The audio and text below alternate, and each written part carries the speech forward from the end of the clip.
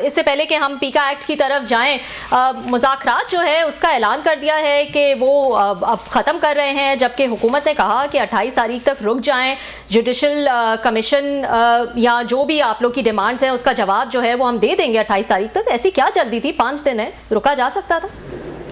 Thank you. देखिए, simple सी बात है कि जो खान साहब ने एक बड़ी पावरफुल कमेटी बनाई, और ये तब बनाई खान साहब ने जब खान साहब 30 दिन के बाद जो है सॉलिटरी कन्फाइनमेंट से निकले थे, और खान साहब के ऊपर कोई भी जो एक फंडामेंटल राइट्स किसी कैदी के होते हैं वो सब खत्म कर दिए गए थे। तब भी खान साहब ने कौमी मफाद की खातिर और के 2 ही हमारी सिंपल डिमांड थी, उसकी खातिर एक कमेटी बनाई। लेकिन अनफॉर्चुनेटली हुकूमत ने हमारी जो मुज़ाकरात है उसको शायद कमजोरी समझ लिया।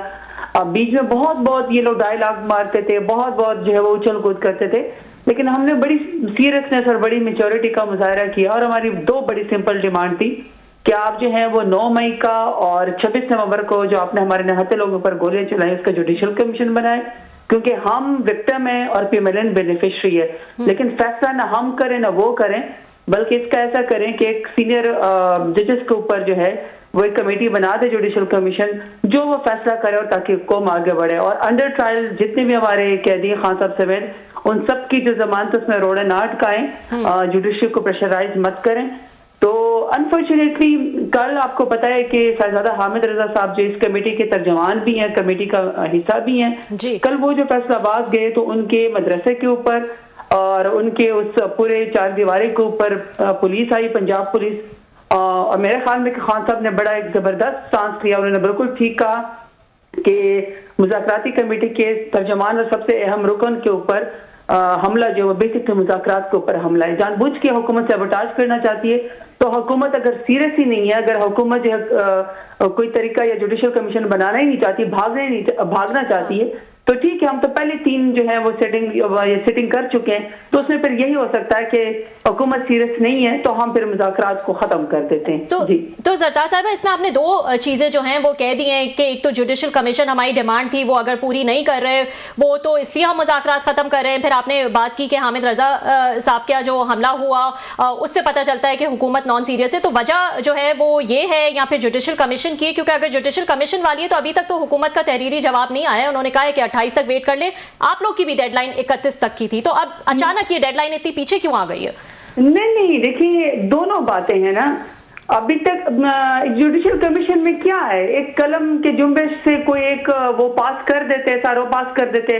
ये तो कोई ऐसी बात नहीं है कि कमीशन नहीं बन सकता था। कमीशन पाकिस्तान के अंदर बनते रहते हैं, दुनिया में भी बनते रहते हैं, लेकिन मेरा ख्याल तो यही है कि अनफॉर्चुनेटली पीएमएलएन इसलिए संजीदा नहीं है जुडिशियल कमीशन बनाने में कि आखिर में खुराइनी की तरफ निकलेगा ना, क्योंकि बेनिफिशरी 9 मई को देखें, 9 मई में हमारे सिंपल स्टांस है, आप मीडिया भी इस बात के गवाह हैं कि जो प्रेस कॉन्फ्रेंस करके इन्होंने कहा कि फलाना पीटीआई का शख्स 9 मई के अंदर इन्वॉल्व था, और तो उसने जब प्रेस कॉन्फ्रेंस की वो पीएमएलएन के वजीर और मुशीर बन गए। मुझ समेत, खान साहब समेत जितने भी लोग पीटीआई के साथ लाए लोग हैं, हम अभी भी दहशतगर्द हैं इनकी नजर में, हमें अभी भी एंटी स्टेट समझा जाता है। तो चेरी पैकिंग तो नहीं हो सकती है ना, तो हुकूमत संजीदा ही नहीं है। फिर 26 नवंबर को जब निहत्थे लोगों के ऊपर गोलियां चलाई तो ये कितनी तकलीफ दे बात है कि अब ये हुकूमत मानने को ही तैयार नहीं है, डिनाइल में जाने को तैयार है। आज भी इन्होंने standing committee for interior committee में शोहदा का मजाक उड़ाने की कोशिश की कि ये तो सिर्फ 14 थे।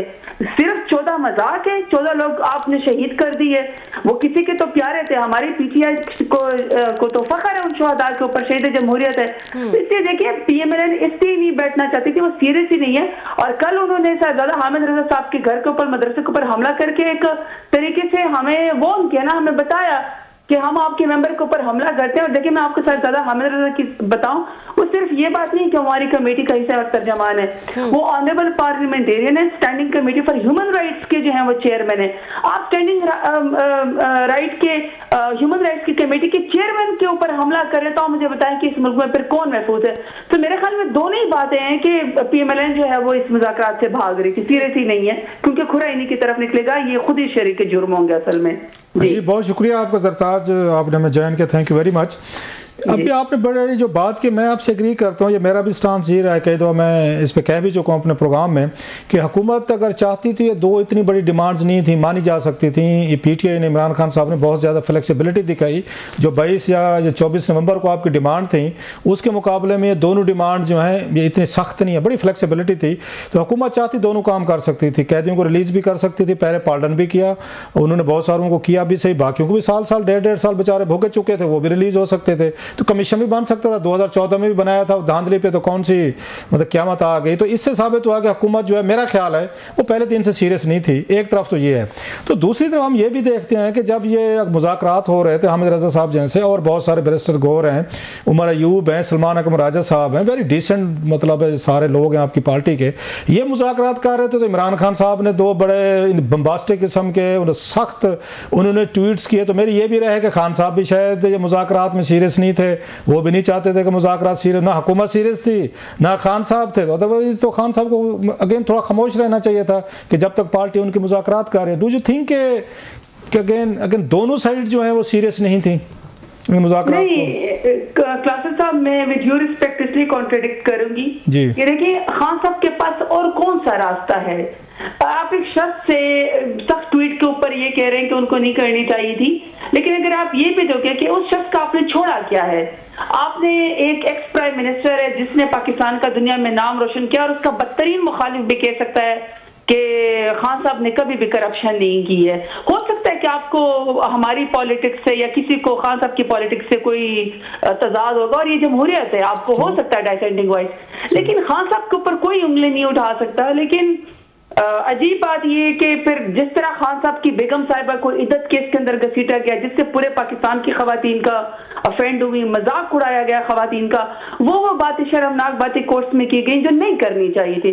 और सबको पता था कि ये PMLN के दिल की बड़ास है कि किसी तरह खान साहब को झुकाने के लिए कैरेक्टर असैसिनेशन की जाए। फिर बीबी बुशरा बीबी को 7 साल की सजा दे दी गई है। तो ऐसे में एक शख्स की अपनी पार्टी को खत्म किया, आपने उस शख्स को बेगुनाह जेल में डाला, उसकी ज़दार बहनों को आपने जेल में डाला, उसकी बेगम साहिबा को जेल में डाला। क्या खान साहब का एक सच के वाकयात के ऊपर मबनी हम इसके ऊपर भी गिला करें? इससे ज्यादा खान साहब क्या सिंसियरिटी शो कर सकते हैं? मैं आपसे एग्री करता हूं। हम ये कह रहे थे कि जब आपने कमेटी बना दी है और बड़े अच्छे लोग हैं, टॉप के लोग हैं, पार्टी चेयरमैन है उसमें, उसका आपका सेक्रेटरी जनरल हैं और बड़े लोग हैं, तो आपको कुछ दिन तो देने चाहिए होते। मुज़ाकरात तो इसी चीज़ के हो रहे होते हैं कि दो वारिंग पार्टी है, थोड़ी सी वो सीज़ फायर करते हैं तो मेज़ पे आते हैं। अगर लड़ाई या बयान जारी रखने हैं तो फिर तो मुज़ाकरात तो नहीं हो रहे होते। मैं अगर इस तनाजुर में कह रहा था कुछ दिन तो खान साहब को अपनी पार्टी के लोगों को देने चाहिए मुज़ाकराती टीम को कि वो एंगेज कर रहे थे, बातचीत कर रहे थे। इसी तरह ही होते हैं जैसे आपने कहा डेमोक्रेटिक कल्चर तो अगेन यही है। और आप कह रहे हैं हुकूमत भाग रही थी, बिल्कुल मैं आपसे एग्री करता हूँ, हुकूमत को सूट नहीं करते थे कि मुज़ाकरात कामयाब नहीं हो, तो आपने तो उनकी आसानी की है। हुकूमत तो भागना चाह रही थी, आप उनसे पहले भाग गए। नहीं देखिए, हमने तो उनकी सच्चाई दुनिया के सामने दिखाई है कि PTI के लोग भी शहीद हुए, बेगुनाह हम जेलों के अंदर भी हैं। हमारे ऊपर ही सबसे ज्यादा मुकदमा आता है, पाकिस्तान में दहशतगर्द दनाते फिरते हैं, लेकिन आप सियासी कारकुनों के मुंह पे काला कपड़ा डाल के दहशतगर्द बना के ATC कोर्ट के अंदर ले आते हैं। 100 से ज्यादा सबके ऊपर FIR है। तो देखिए, पाकिस्तान तहरीक-ए-इंसाफ ने तो पॉलिटिकल मेच्योरिटी दिखाई, PMLN को सूट नहीं की क्योंकि उनके करतूत नुमाया हो रहे थे। जहां तक आपने क्लासर साहब इसकी बात की ना, खान साहब के अगर कुछ दिन खामोश हो जाते, आप मुझे बताएं, अभी पिछले हफ्ते खान साहब को अलकादर ट्रस्ट में बेगुनाह 14 साल की सजा सुनाई दी गई, बिशप बीबी साहिबा को 7 साल की सजा सुनाई दी गई। तो हमने तो उसके मुज़ाकरात के टाइम पे भी कुछ नहीं बोला। हमने तो नहीं कहा कि आपने चूंकि बेगुनाह सजा दे दी है तो हम मुज़ाकरात रोक सकते हैं। हम तो उस वक्त भी रोक सकते थे। इसका मतलब है कि मुज़ाकरात के आड़े तो हमारी कोई चीज आई ही नहीं। हमने तो एक तरीके से यूँ देखे कि इससे ज्यादा क्या एक पाकिस्तान तहरीक इंसाफ के नुकसान भी हमारा हो, इसके बावजूद भी हम मुज़ाकरात की कमेटी के अंदर पेश हो। और सीनियर जिनकी आपने बात की, हमने उनके स्टॉलवर्ड्स, हमने बड़े सीनियर सिटीजन पॉलिटिशियन दिए, लेकिन अफसोस का मकाम है कि मेरा ख्याल है कि लाठी गोली की सरकार है। लाठी गोली की सरकार PMLN नहीं चाहती है कि टेबल टॉक के जरिए जो है वो कुछ चीजें बेहतर आए, पाकिस्तान आगे बढ़े। वो आगे बढ़ना ही नहीं चाहते। वो समझते हैं कि ये कुर्सी पायदार है, ये पूरी उम्र हमारे पास रहेगी। लेकिन सियासत ऐसी नहीं होती। आज चलो ठीक है, इनके पास ताकत है, पावर है, लाठी गोली की सरकार है, ठीक है, वो समझते हैं कि हमारी कुर्सी शायद मुस्तकिल है, लेकिन कुर्सी मुस्तकिल किसी के पास भी नहीं होती। अच्छा, एक दिन हालात पलट जाते हैं, आवाम ने आखिरकार फैसला करना है। जी जरताज साहब बिल्कुल ठीक कह रहे हैं आप, I agree with your assessment और आपकी रीडिंग। अब क्या मतलब व्हाट नेक्स्ट? एक यही उम्मीद लग रही थी कि शायद कोई ब्रेक थ्रू हो, कुछ थोड़ी सी पॉलिटिकल कोई हालात बेहतर हों, खान साहब शायद बाहर आ जाएं, कुछ आपकी पार्टी को थोड़ा रिलीफ इस वक्त चाहिए, वर्कर्स को चाहिए, बेचारों ने बहुत सारी मारें खाई हैं, गोलियां खाई हैं, जैसे आपने कहा जेलों में पड़े हैं, खानदान तबाह हुए, बिजनेस हुए, तो थोड़ा सा रिलीफ की उम्मीद हो रही थी। तो अब क्या होगा, व्हाट इज नेक्स्ट? इसके बाद आपकी क्या स्ट्रेटजी रहेगी? Back to square one? ये तो वहीं पे आ खड़े हुए हैं जो मेरा कल 22 नवंबर से पहले थे। मैं क्लासर साहब, मेरी परसों खान साहब से मुलाकात हुई थी अडियाला जेल में, क्योंकि मेरा खान साहब के साथ अडियाला जेल में एक बोगस केस में जो है वो जेल ट्रायल चल रहा है। जी जी। तो उस वक्त जारी बात है मुज़ाकरात सस्पेंड नहीं हुए थे, लेकिन अभी भी इवेंचुअली जारी बात है मेरा वोट या मेरी पाकिस्तान तहरीक इंसाफ का सारा वोट खान साहब का और प्रोगेटिव भी खान साहब का। खान साहब ने सस्पेंड किया तो हम मनोहन उसके फैसले को तस्लीम करते हैं। अब उसके बाद क्या होना है इवेंचुअली जारी बात है, जो खान साहब हमें लाइन देंगे, जो हमें पॉलिसी देंगे, हम सब ने उसके ऊपर अमल करना है। लेकिन हमें चले एक बात की खुशी है कि हम अवाम की अदालत में भी सुरखरू हुए। वो आपने बिल्कुल ठीक कहा है कि हमारे वर्कर्स को जो मुश्किलात है, जो हमारी पार्टी को मुश्किलात है, शायद ये कम हो जाती। लेकिन ग्लासर साहब, मैं तो यही कह सकती हूँ ना कि हम पॉलिटिकल लोग थे, हमने मुज़ाकरात जो है वो ऑफर किए, हुकूमत ने उनको उसको जानबूझ के अपने मफाद की खातर जो है वो नाकाम किया, क्योंकि वो समझते हैं उनके पास ताकत है, उनके पास जोर आजमाई वो कर सकते हैं। लेकिन पाकिस्तान तहरीक इंसाफ के पास जो है वो पब्लिक की पावर है, वोट की ताकत है, पॉपुलैरिटी है हमारे पास, इलेक्शन हमने 8 फरवरी का जीता हुआ है। बड़ी एक अहम इजलास था, आज बड़ा अहम इजलास था, बड़ा एक अहम और ये कंट्रोवर्शियल बिल पास हुआ है, और आप भी उस कमेटी के बड़ी एक्टिव उसके मेंबर हैं, उसकी इंटीरियर की जो है इसकी कैमा कमेटी जो है। आज बिल आया था पीका लॉज में, जो उन्होंने चेंजेस किए हैं, जो नई सज़ाएं डाली गई हैं, नए उसमें उन्होंने अथॉरिटीज़ बनाई हैं।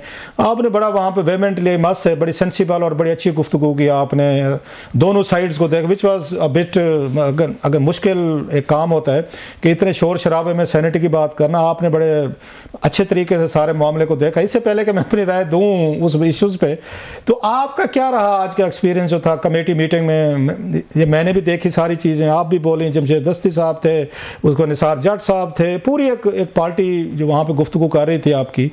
तो बताएंगे आज के बिल पे आपके क्या इतराज़ात थे? पहले तो ये कि रऊफ क्लासर साहब, इंटीरियर कमेटी को मैंने फील किया है कि इंटीरियर कमेटी में पूरे मुल्क के इंटीरियर के मामलात, लॉ एंड ऑर्डर, लोगों के हकूक, फंडामेंटल राइट्स, पुलिसिंग और जो भी करंट सिचुएशन के अंदर चीज़ें हो रही हैं, अनफॉर्चुनेटली उसके ऊपर बात करने के बजाय मैंने तो इंटीरियर कमेटी की ये तीसरी या चौथी मीटिंग अटेंड की है, मैं अब उसकी मेंबर बनी हूँ। मैंने तो फील किया है कि बेसिकली इंटीरियर कमेटी का जो एक फोरम है स्टैंडिंग कमेटी का, ये बेसिकली इन्होंने पाकिस्तान के लोगों को सजाएं देने के लिए एक फोरम किया हुआ है। कभी जो है वो पावर के सेक्रेटरी आ जाते हैं कि जी मिनिस्टर साहब ने कहा है कि जी अगर कोई पाकिस्तानी बिल लेट करेगा बिजली का तो उसको जी कॉग्निजेबल ऑफेंस कर दे। मैं वहां पे भी खड़े हो जाती हूँ कि हम आपको अपने पाकिस्तान के लोगों को जो है वो बिल जमा लेट करने पे या उसके देने पे हम आपको सजाएं नहीं देने देंगे कि जब SHO चाहे इंस्पेक्टर चाहे उसको उठा ले। मतलब दुनिया को मुजरिम बनाने पे ये लोग तुले हुए हैं। इसी तरह अब ये है, अब अचानक से जी इन्होंने फैसला किया कि जी पेका एक्ट में इन्होंने तब्दीली करनी है, और मैं समझी कि कोई पाकिस्तान में खुदा ना खास्ता कोई ज़ल्ज़ला आ गया, कोई भूचाल आ गया, कोई सैलाब आ गया। ऐसी क्या हो गई है कि अचानक से जी एक दिन के अंदर स्टैंडिंग कमेटी की मीटिंग हो रही है और पता चला कि एक ही एजेंडा है जिसका है कि जी पेका एक्ट, और वो हमें दिया भी नहीं गया। वहां पे हमारी बात सुनने को हुकूमत, पीपल्स पार्टी, PMLN, MQM और बलूचिस्तान वाले बात सुनने को ही तैयार नहीं थे। हमने कहा जी हमें कोई इतराज नहीं है, पहले आप हमसे बात तो करें। सोशल मीडिया के एक्टिविस्ट हैं, सोशल मीडिया के बड़े लाइक लोग हैं, इसी तरह इलेक्ट्रॉनिक मीडिया से लोग हैं, इंडिपेंडेंट फोरम है हमारी पार्टी। आप हमें बिल तो देना, एक्ट तो दें कि आप क्या तरमीम लेकर आना चाहते हैं। रातों रात आप क्यों अचानक से सब चीजें बिलडोज करें? लेकिन अनफॉर्चुनेटली वो वहां पे PMLN पीपल्स पार्टी कोई बात सुनने को ही तैयार नहीं था। वो कहते हैं अभी और इसी वक्त जी इसको कॉग्निजेबल ऑफेंस बनाओ जी, फेक न्यूज को आप जी ले आओ कि ये मुजरिम है, ये जुर्म के जुमरे में आता है। अब सारे पाकिस्तानी के पास सोशल मीडिया की पावर है, सबके पास एक मोबाइल है, हर एक की कोई वीलॉग है या हर एक का कोई ट्वीट का या फेसबुक का या व्हाट्सएप का तरीकेकार है। वो फर्ज करे कि हुकूमत से किसी बात पे कि आपकी पॉलिसी गलत है तो पे कह रहे कि ये तो फेक न्यूज है। अब फेक न्यूज को कौन साबित करेगा? यानी हुकूमत चाहती है कि हर वो शख्स जो सोशल मीडिया के जरिए, इलेक्ट्रॉनिक मीडिया के जरिए, वीलॉग के जरिए या एंकर पर्सन हुकूमत की कारकर्दगी के ऊपर अगर कोई सवाल उठाएगा तो इनकी नजर में वो फेक न्यूज की नजर में वो मुजरिम है, उसको 3 साल की भी सजा दी जाएगी, 30 लाख जुर्माना दिया जाएगा। अनफॉर्चुनेटली काले करतूत की खातिर काले कानून इस वक्त हुकूमत वक्त पास करी है, इसलिए मैंने वहां पे बहुत आवाज उठाई इसके खिलाफ। टाइम दें, हमें रीड करने दें, चेंजेस करने दें, सजाएं बहुत सारी। जो मैं समझा हूँ वहाँ प्रोसीडिंग से, जो मैं आप भी बात कर रही थी और भी बहुत सारे साहब पीटीआई के लोग भी थे, फिर पीएमएल नवाज, पीपल्स पार्टी, सबके, जो मैं समझा हूँ आपने ये 2 चीज़ों पे एतराज़ किया वहाँ पे। अदरवाइज आपको कोई इस बिल के खिलाफ या इसको रेगुलेट करने पे या अथॉरिटी पे सच नहीं था। एक तो आपने कहा जैसे कि बिल्डोज किया जा रहा है, इतनी जल्दी की क्या ज़रूरत है, अभी इसको डेफर करें, इसको अगली मीटिंग में लेकर हम भी पढ़ लें, कुछ स्टेक होल्डर से बातचीत कर लें। एक तो आपका ये एतराज़ था। दूसरा आपका एतराज़ ये था कि इसकी सज़ाएँ ज़्यादा हैं, इसको ज़्यादा सज़ाएँ की गई, सज़ा इतनी ज़्यादा नहीं होनी चाहिए।